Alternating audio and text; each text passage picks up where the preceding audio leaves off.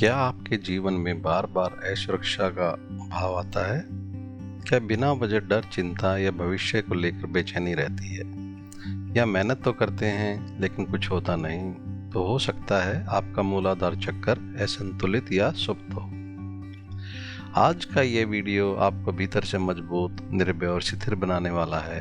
मूलाधार आपकी आध्यात्मिक यात्रा की नींव है। अगर नींव कच्ची है तो ऊपर की इमारत यानी आपकी चेतना कभी स्थिर नहीं होगी। आज हम जानेंगे वो वैज्ञानिक और आध्यात्मिक तरीके जिनसे आप अपने मूलाधार को जागृत कर सकते हैं। मूलाधार का अर्थ है मूल यानी जड़, आधार यानी नींव। इसका तत्व पृथ्वी है। स्वामी श्री युक्तेश्वर गिरि जी ने अपनी पुस्तक द होली साइंस में समझाया है कि हमारी अधिकांश ऊर्जा रीढ़ के निचले हिस्से में फंसी रहती है।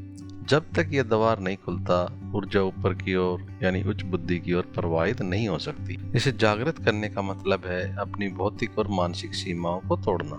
इसको जागृत करने का पहला तरीका बहुत ही सरल और शक्तिशाली है, ग्राउंडिंग अर्थात पृथ्वी तत्व से जुड़ाव। ग्राउंडिंग का अर्थ है अपनी शारीरिक और मानसिक ऊर्जा को पृथ्वी की ऊर्जा के साथ सिंक करना।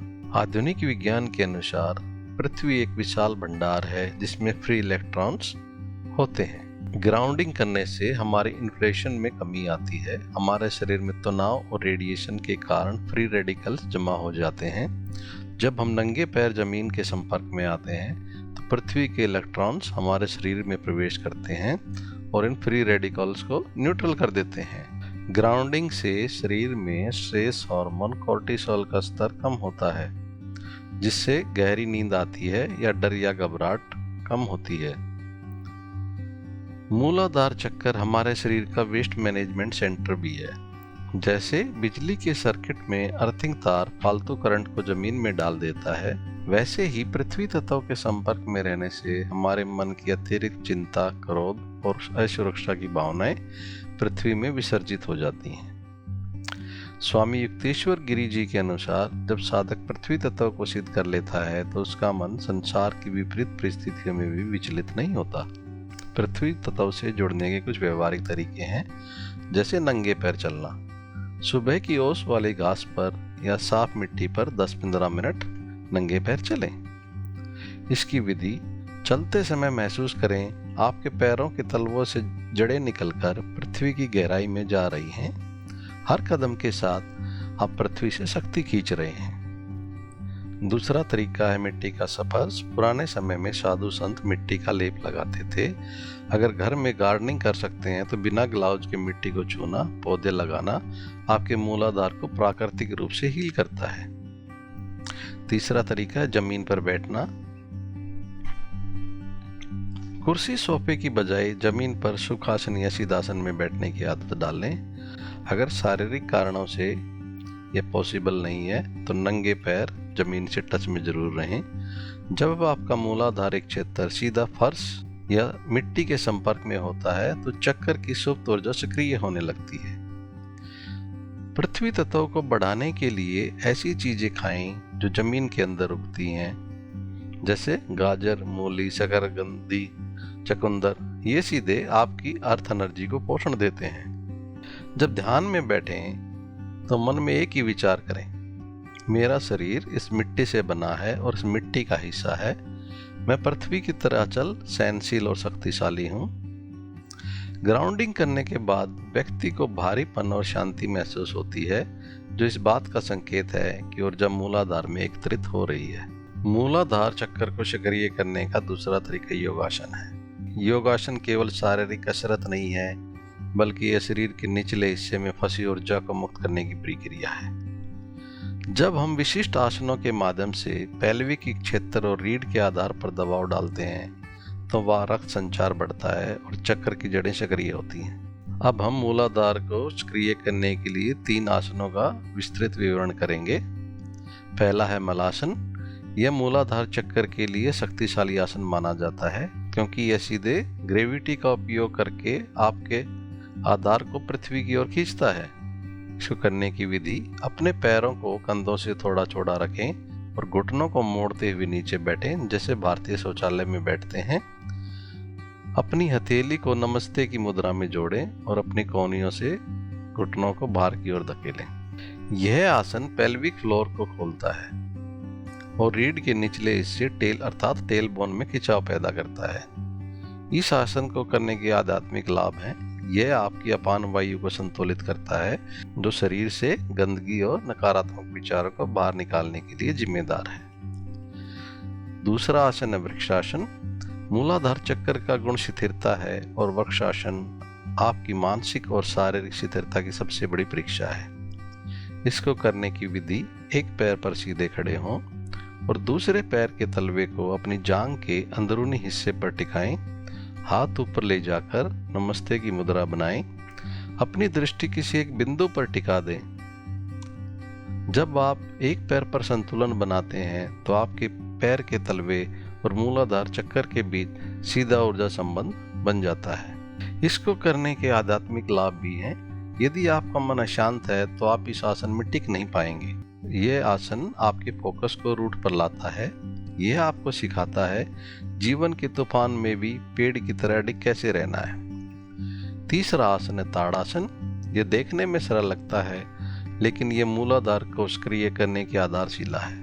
इसको करने की विधि, सीधे खड़े होकर दोनों पैर के अंगूठों को मिलाएं। शरीर का वजन दोनों पैर पर बराबर रखें। अपनी रीढ़ को ऊपर की ओर खींचें और पैरों से जमीन को मजबूती से दबाएं। यह आसन शरीर में अलाइनमेंट लाता है।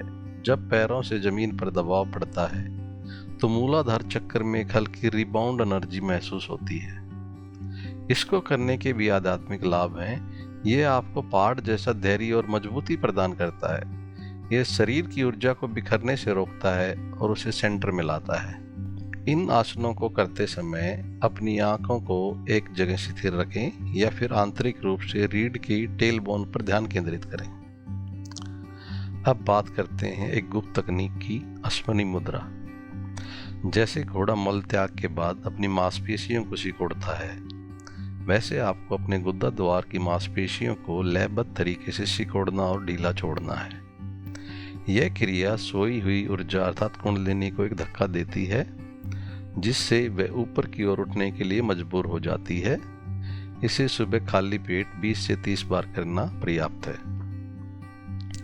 हमें इन आसनों को करते हुए कुछ सावधानी भी बरतनी चाहिए। अगर आपके घुटनों में या रीढ़ में कोई समस्या है तो मलासन और वृक्षासन को किसी विशेषज्ञ की देखरेख में ही करें। अगर आपको पाइल्स की समस्या है तो अश्वनी मुद्रा ना करें। साधना करने से पहले कुछ जरूरी बातों का ध्यान रखें।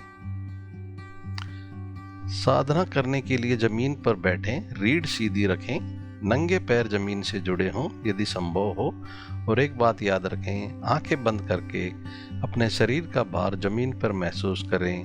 पैरों, कूल्हों, रीढ़ पर ध्यान दें। गहरी सांस लें, श्वास को नीचे पेट और जड़ तक महसूस करें। कल्पना करें हर सांस आपको जमीन से जोड़ रही है। साधना करने के बाद मंत्र जाप करें। ब्रह्मांड में हर एक चीज फ्रीक्वेंसी पर कंपन करती है और मूलाधार की फ्रीक्वेंसी है लम। ओम लम का 108 बार जाप करें। लंबा गहरा सांस लें और छोड़ते हुए लम का उच्चारण करें। इस ध्वनि को अपने पेल्विक क्षेत्र में महसूस करें। यह ध्वनि उन ब्लॉकेज को तोड़ती है जो सालों से वहां जमा है। ये मंत्र जाप करते हुए कल्पना करें लाल प्रकाश रीढ़ की जड़ में स्थिर हो रहा है। मंत्र जाप करने के बाद खुद से पूछें, मुझे सबसे ज्यादा डर किस बात का है, और उस डर को दबाएं नहीं, उसे देखें। और अपने मन ही मन संकल्प करें, मैं डर को देख सकता हूँ, डर मुझ पर हावी नहीं है। अब हम मूलाधार चक्र के देवता की बात करते हैं। भगवान गणेश मूलाधार चक्र के देवता हैं।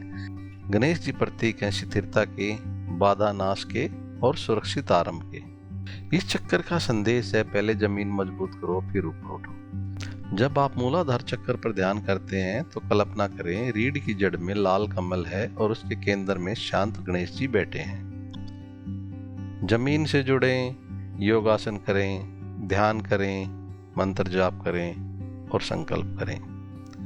अगर आपने ईमानदारी से 7 दिन के लिए ये साधना की तो आपका डर कम होगा, आत्मविश्वास बढ़ेगा और निर्णय लेने की क्षमता आएगी। जब आपका मूलाधार चक्र जागृत होता है तो आपकी आवाज में भारीपन, आंखों में चमक और व्यक्तित्व में गजब की स्थिरता आती है। यह आपकी यात्रा की बस शुरुआत है। अगले वीडियो में हम स्वादिष्ठान चक्र के रहस्यों के बारे में बात करेंगे। याद रखें, मजबूत जड़ें ही ऊंचा वृक्ष बनाती हैं। ओम शांति ओम।